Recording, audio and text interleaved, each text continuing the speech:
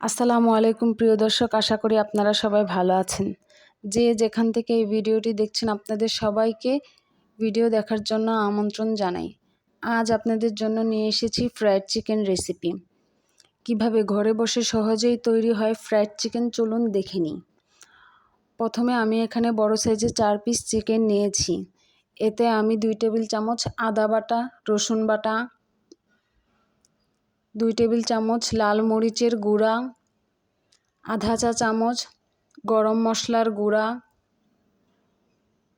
স্বাদ মতন লবণ, আধা চা চামচ গোলমরিচের গুঁড়া, আধা চা চামচ জিরার গুঁড়া এবং 2 টেবিল চামচ সয়া সস দিয়ে মাংসটাকে ভালো করে ম্যারিনেট করব।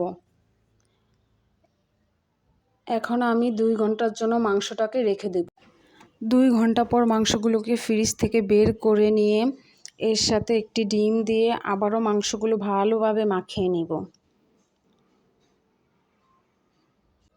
এখন একটি বাটিতে 1 কাপ ময়দা, 4 টেবিল চামচ কর্নফ্লাওয়ার, আধা চা চামচ লাল মরিচের গুঁড়া,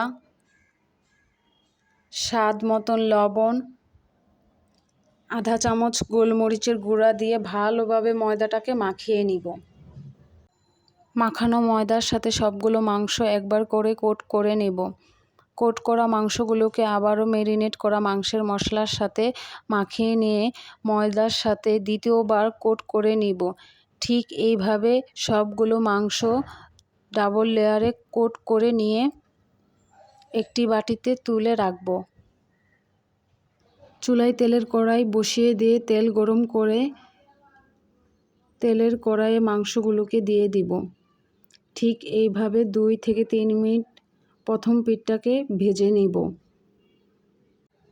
3 মিনিট পর মাংসগুলোকে উল্টিয়ে দিব। সবগুলো মাংস উল্টিয়ে দিয়ে মাংসের দ্বিতীয় পিঠটাকেও ঠিক 2 থেকে 3 মিনিট ভেজে নেব।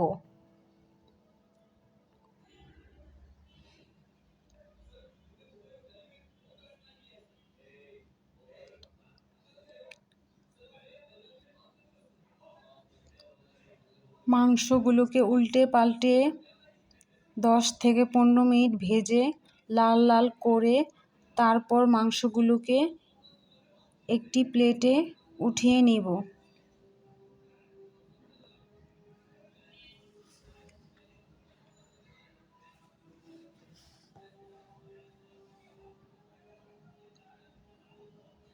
দেখুন কি সহজে তৈরি হয়ে গেল ফ্রাইড চিকেন রেসিপি।